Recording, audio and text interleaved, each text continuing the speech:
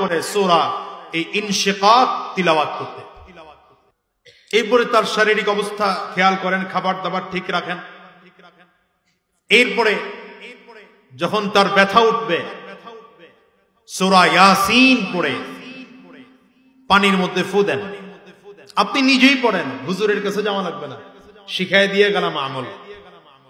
আপনি সূরা ইয়াসিন পড়ে পানির মধ্যে ফু দিয়ে পানিটা বারবার তাকে খাওয়ান, 1 মিনিট 2 মিনিট পরে পরে।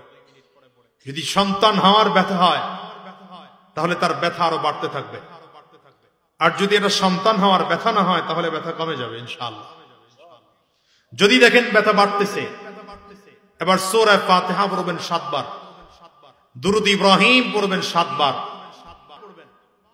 আর পড়বেন রব্বি ইয়াসসির ওয়া লা তুআসসির ওয়া তাম্মিম বিল খাইর।